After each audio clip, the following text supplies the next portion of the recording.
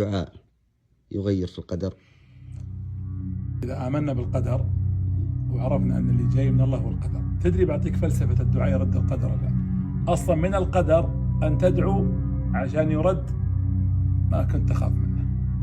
يعني الله قدر أنك تدعيه للحظة عشان اللي كان بيجيك ينصرف عنك. لا إله إلا الله. واضح؟ الشيء الثاني أن تدري أن البلاء موكل بمنطقي. شلون؟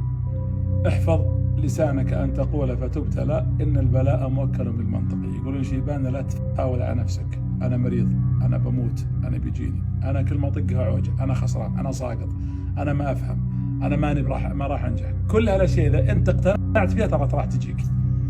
وحلها فما ظنكم برب العالمين. لا إله إلا الله. وبقول لك شيء ثاني، البلاء هذا إذا قعدت تردده على نفسك يتحقق لك. الرسول زار له رجال مريض وقال لا بأس طهور، في حمى ينتفض، قال لا بأس طهور.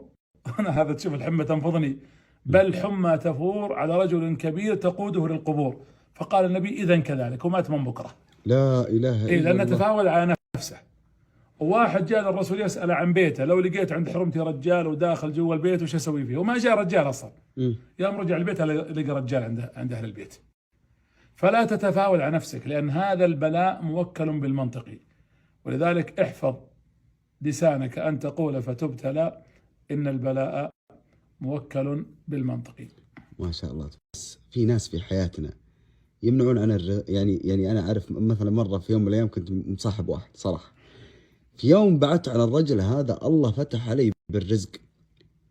هل الأشخاص لهم دخل في الرزق؟ النبي صلى الله عليه وسلم أمرنا بأن نتبارك في المواقع وفي الأماكن وفي الزوج وفي الزوجة وفي الولد. يعني كلامي منطقي انه بالنواصي والبقع. احيانا الدابة تكون بؤس عليك، بس ما نتطير، بمعنى لا نتشائم.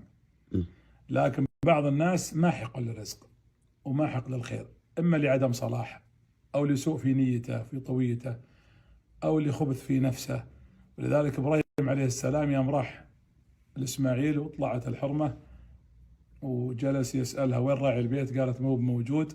قالوا ايش وضعكم؟ قامت تتشكى من البيت. قال اذا جاء بلغيه سلامي وقل له يجي لعتبة الباب. يوم رجع قال من جاكم؟ قالت جانا رجال هذا وصفه وهذا وصفه. قالوا ايش اوصاك فيه؟ قالت اوصاك ان اخلع على عتبة الباب. قال اجل انت طالق. هذا ابي ابراهيم جاء ليخبرني، بمعنى يحذر من هالمرة لان وجودها غير مبارك عليه. ولما تزوج مرة ثانية وجاء لي قال حرمة طلعت، من انت؟ قالت انا زوجة راعي هالمكان. وين؟ قالت مو فيه في الصيد. ثم قال له شلون وضعكم؟ فشكرت وقالت الحمد لله في خير وعندنا خير وحنا في زود. قال ابلغيه التحية مني وقولي يبقي عتبة هذا البيت. فأبقاها. فما في شك بعض الناس بوابته إليك خير، وبعضهم بوابته إليك قد تجر شيئا من ذلك. ولذلك الإنسان يؤمن، يقول لما تزوج واحد زاد فقره فراح يشتكي، قالوا شو الحل؟ قالوا تزوج مرة ثانية. وراح تزوج مرة ثانية، تزوج وزاد الفقر. لا إله إلا الله. قالوا شو الحل؟ قال تزوج ثالثة، حتى أخذ 4 ثم فتح الله عليه فتوحات كثيرة. يعني البركة جت مع الرابعة. سبحان الله. جت في نعم. وأيضا الله سبحانه وتعالى وش قال؟ يقول إن دخل رجل على ابن عمر قال إني فقير. قال أنت متزوج؟ قال لي. قال طلق. طبعا هو ما قالها يعني خلينا نقول ارتجالا، يعني عرف حالة الإنسان هذا وعرف أن وش وضع أهل بيته. والثاني جاء قال أنا فقير. قال أنت ما أنت متزوج؟ قال لا. قال تزوج. فاسأله قالوا هذا قلت له طلق وهذا قلت له تزوج. قال هالأول قلت له طلق أخذتها من قوله تعالى إن يتفرقا يغني الله كل من سعته. هو يغتني وهي تغتني. وقد يكون الرجل هو أيضا سبب شؤم المرأة. وأما الثاني قال لما دريت أنا ما تزوج أخذتها من قوله تعالى وأنكحوا الأيام منكم الصالحين حتى قولا إن يقرأ يغنيهم الله من فضله. فما في شك احنا نتبارك لكن لا نتشائم. لكن في ناس قد يقول بعض الناس يقطع الرزق.